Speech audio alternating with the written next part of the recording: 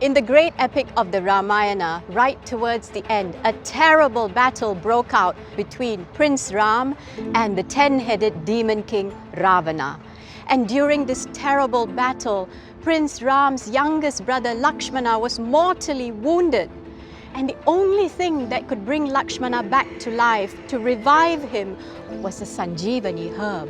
But the Sanjeevani herb grew up on top of the mountains of the Himalayas. Who was going to get the herb for Lakshmana?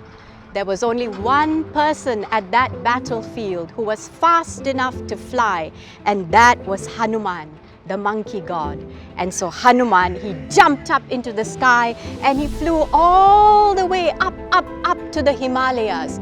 And when he arrived at the top of the mountain, he looked around and he saw all the herbs and leaves and plants. But which one was the Sanjeevani herb?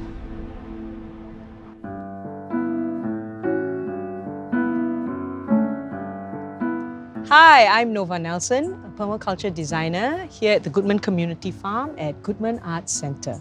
I'm absolutely thrilled to have a good friend of mine, someone I truly look up to. She's been inspiring to me and she's a master storyteller here in Asia.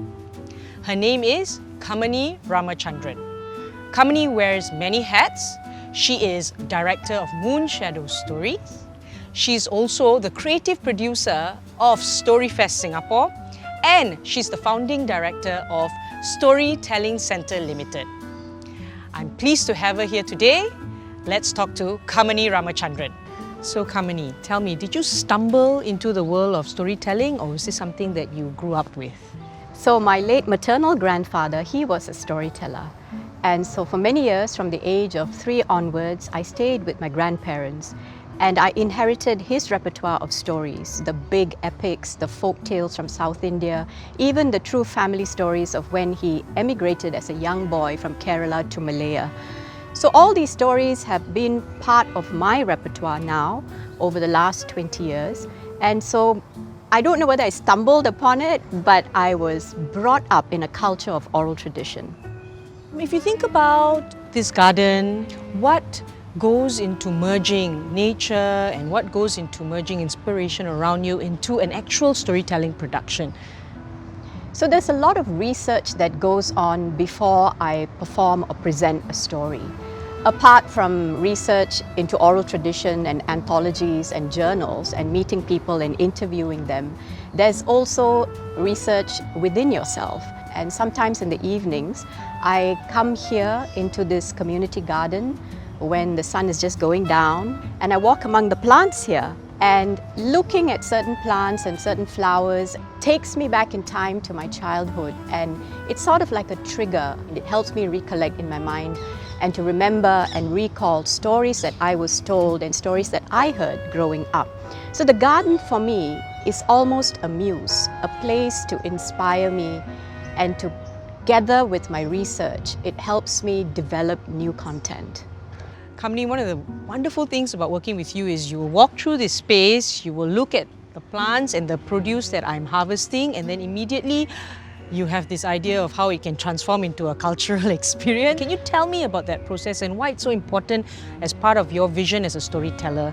So cultural experiences to me only come alive when there's a huge sensory element to it.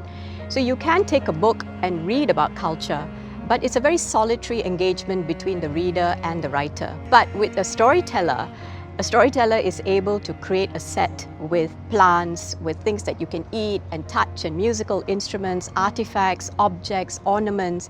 Everything is highly sensorial. And so the listener or the audience is almost together with the storyteller in this experience of culture, where they're also allowed and permitted to ask questions, to touch, to feel, to eat and taste. And one good example is what we did for Aliwal Arts Night Crawl, In Search of the Galam Tree, where I activated an empty shop house in Kampong Galam with a traditional Malay meal seated on the ground, and you had nasi kerabu, you had the blue pea flower drink, you had everything that I asked for that highlighted the importance of this region within Nusantara. And it also segued beautifully into the musicians and the traditional stories that I was sharing.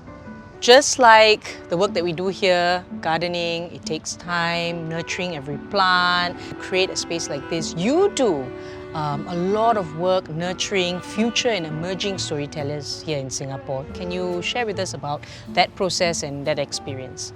So the Storytelling Centre Limited was set up with two different strands. One is to produce StoryFest Singapore annually as a festival. And then of course the ongoing work is the Young Storytellers Mentorship Program, where I develop emerging talent. And just like a garden needs to be seeded, emerging talent also needs to be looked after, just like seedlings and saplings. They need to be watered, you need to make sure they have enough sunlight. So that kind of ongoing looking after and nurturing is something that I see as something I'll be doing for a long time. And on that note and that word, I really appreciate your collaboration here, and I really hope for us to create more and be inspired more by this space. And thank you so much for your time and sharing with us your storytelling journey with us. Thanks, Nova. Thank you so much. At the Goodman Community Farm, where we are today, a space where artists, food growers, nature and community converge. And Hanuman remembered. He remembered when he was a child all the gifts that he had been bestowed by the gods in heaven. Hanuman closed his eyes and he remembered those powers and blessings, and he grew and grew and grew until he was a giant. And Hanuman lifted up the mountain on the palm of his hand, and Hanuman flew all the way down to the battlefield. And there he presented the Himalayas with all the herbs growing upon it. The wise elder, the healer, he selected the Sanjeevani herb and he revived Lakshmana. And when Lakshmana was revived and alive again, he joined his brother Prince Ram, and together with the monkeys and bears and soldiers, the entire army of Prince Ram battled the demon king and defeated Ravana.